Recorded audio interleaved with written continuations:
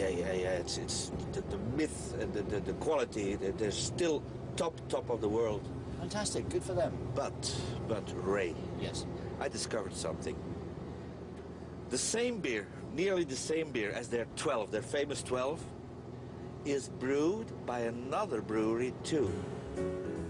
In the same region. You're joking. But that's against the law. Do the monks know about this? It's probably illegal. I'll have to get on the phone to the Pope police or something.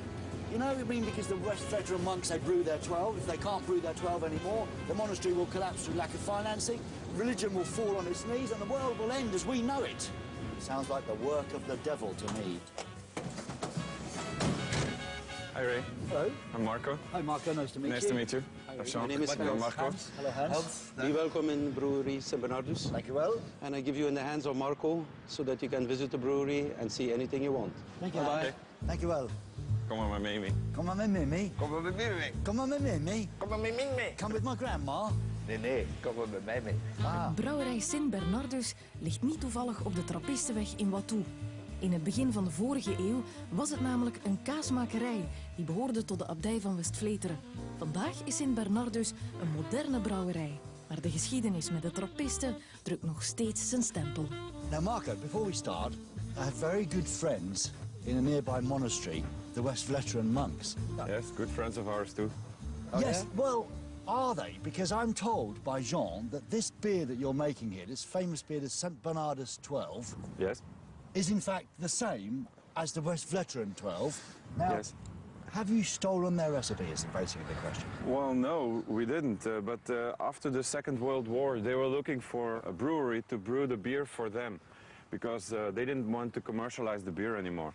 So they gave a license to brewery St. Bernardus, which wasn't a brewery yet. And the brewmaster from West-Vleteren came over here and brought along the recipes and the know-how and the yeast.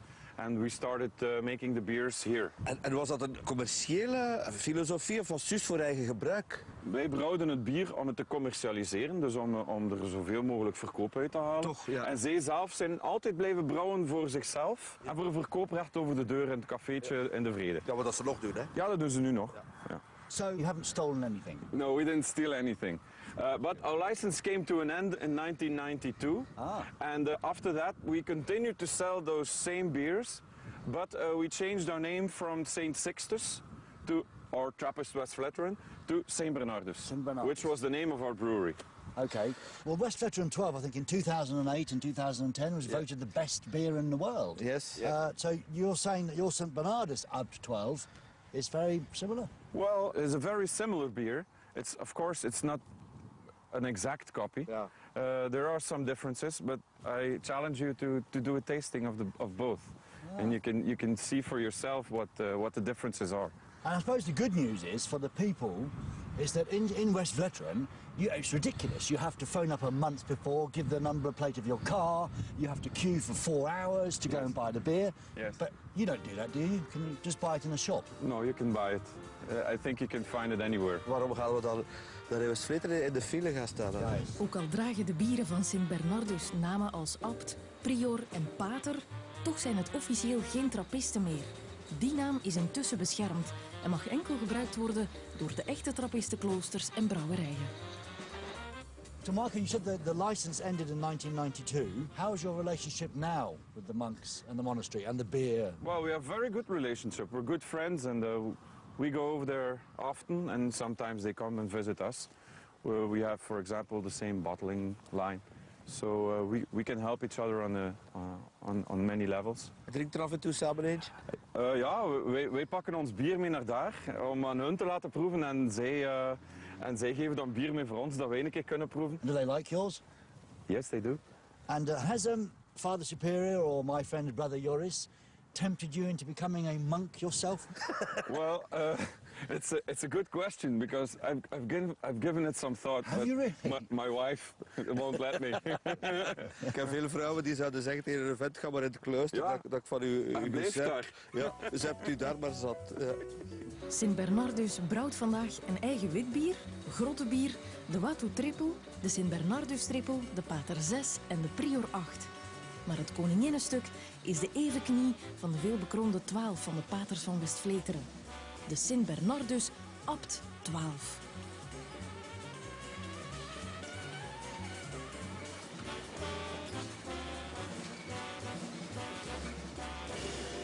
Ah, yes. Het uur van de waarheid. St. Bernardus Abt 12. Ja, het beste deel van de job.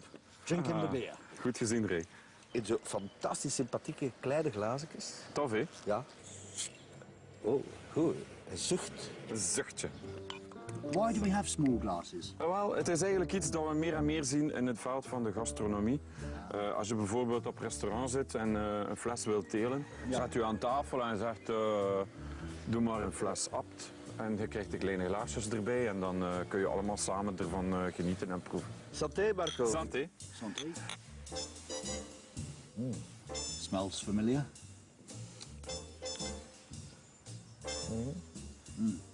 What do you taste? Quite lovely. Quite lovely. It's no bitterness, which is a very, very soft bitterness, which is what I like. Discreet. Discreet, almost sweet, a sweet bitterness, really. Well, it's not sweet beer, but it has a certain sweetness. Een soort van zachtheid, zoetheid, die wel ook geapprecieerd wordt bijvoorbeeld door vrouwen.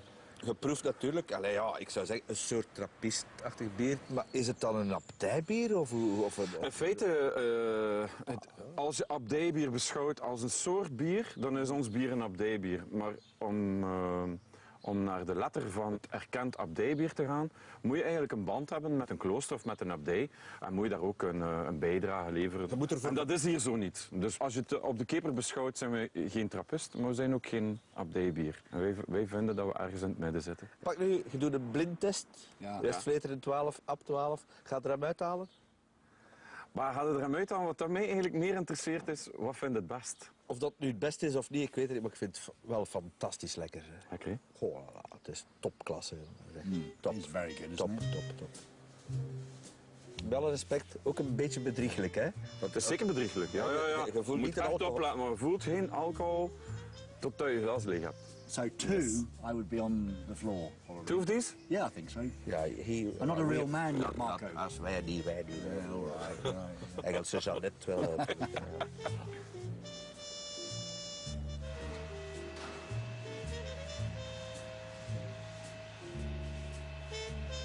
What are all these beers lined up for here, like on display, Marco? Well, I wanted to show you the gradual change from our first bottles to what we are doing now. So this was the first bottle, and this is actually brewed in West-Vleteren, and it came here to be sold by us because it has our cap on top. But the bottle says Abbey West-Vleteren. And then gradually we changed to St. Bernardus, what to. And then the first label was St. Sixtus. Sixtus is de naam van het klooster, hè? Ja, Van de Sixtus abdij. is de naam van het klooster. Ja. Dus abdij St. Sixtus en we hebben dan ook dat bier gebrouwen onder die naam. Een beetje later werd dat dan Trappist West-Vleteren. Nog later Sint Sixtus en dan St. Bernardus Sixtus. En op een gegeven moment hebben we dan ook de overgang gemaakt van de paterfiguur naar een niet-paterfiguur. Ja. So, this is our current bottle, but this was before. So you can see it says St. Bernardus Sixtus. Ja. En de pater heeft nog altijd een kappeltje op. Cap, yeah. En hij heeft ook een pij die gesloten is van boven. Ja. En dat zijn de drie dingen die we laten vallen hebben, namelijk Sixtus, het kappeltje en het gesloten gewaad. Dit is eigenlijk een soort middeleeuwse ambtenaar of Ja, zoiets, ja. zoiets. Ja. Is St. Bernardus listening to some heavy metal there on the label? He is not into heavy metal, but he is just saying that it is a very good beer. Very good beer. Yes. Top notch. Okay. Top notch, yes.